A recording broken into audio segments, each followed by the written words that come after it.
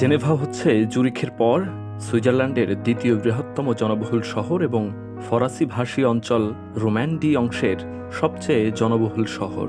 রোন নদী ও Geneva lake যেখানে মিলিত হয়েছে সেই স্থানটিতেই এই শহরের অবস্থান।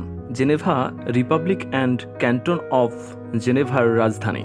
বন্ধুরা, বুঝতেই পেরেছেন, আজকে আপনাদেরকে জানানোর চেষ্টা করব সম্মেলনের শহর খ্যাত জেনেভা সম্পর্কে বিস্তারিত। জেনেভা সুইজারল্যান্ডের একটি সুন্দর শহর হিসেবেও পরিচিত।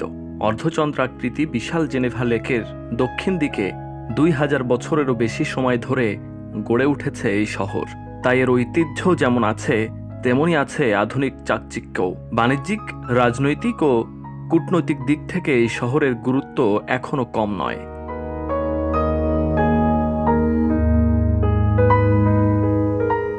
জেনেভা হল ইউনাইটেড নেশনস ও রেড ক্রসের ইউরোপিয়ান হেডকোয়ার্টার। ওয়ার্ল্ড ট্রেড অর্গানাইজেশনের অফিসও আছে এখানে।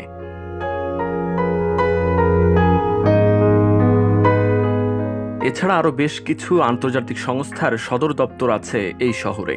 তার মধ্যে বিশ্ব স্বাস্থ্য সংস্থা, বিশ্ব আবহাওয়া সংস্থা, বিশ্ব অর্থনৈতিক ফোরাম, আন্তর্জাতিক রেড ক্রস কমিটি, international electrotechnical commission, international federation of red cross and red crescent societies, আন্তর্জাতিক শ্রম সংস্থা, আন্তর্জাতিক মান সংস্থা, আন্তর্জাতিক টেলিযোগাযোগ ইউনিয়ন এবং প্রকৃতি সংরক্ষণের জন্য আন্তর্জাতিক ইউনিয়নের সদর দপ্তর এই শহরে অবস্থিত।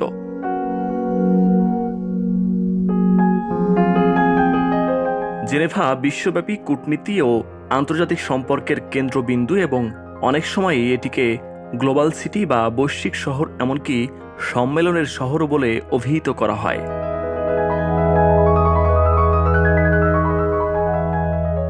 বিশেষ করে বিভিন্ন বিখ্যাত আন্তর্জাতিক সংগঠন যেমন জাতিসংঘের বিভিন্ন সংস্থার কেন্দ্রীয় সদর দপ্তর এখানে অবস্থিত।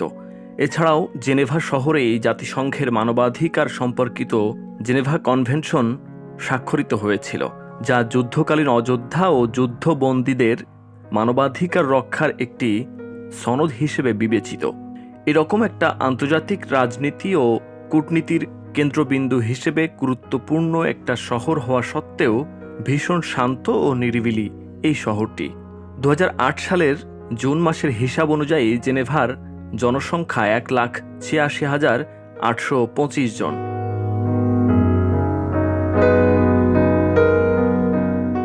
জেনেভা শহর রোমান যুগ থেকে ষোড়শ শতাব্দী পর্যন্ত একটি স্বাধীন রাজ্য হিসেবে গণ্য হতো।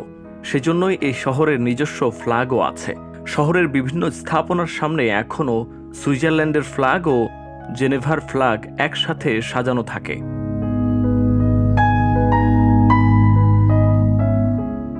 দেশটির রাজনৈতিক অবস্থা ভারসাম্যমূলক ও অত্যন্ত সুস্থির।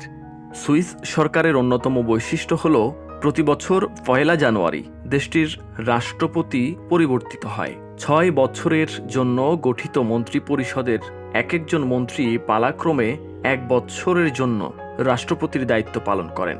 রাজনৈতিক এবং কূটনৈতিকভাবে এত সমৃদ্ধ একটি দেশ হওয়া সত্ত্বেও দেশটিতে কোনো হানাহানি বা রেষারেষি নেই। শান্তির দেশ হিসেবেও পরিচিত বিশ্বের দরবারে। শান্তির সূচকে দেশটির অবস্থান ভালো পর্যায়ে রয়েছে। বিভিন্ন আন্তর্জাতিক সংস্থার সদর দপ্তর জেনেভা শহরে হওয়ায় শহরটিকে সম্মেলনের শহর বলে অভিহিত করা হয়। তো বন্ধুরা, আজ এ পর্যন্ত। সামনে নতুন কোনো তথ্য, নতুন কোনো ভিডিও থাকছে আপনাদের জন্য। সে পর্যন্ত RNBT টিউব সাবস্ক্রাইব করে আমাদের সাথেই থাকুন।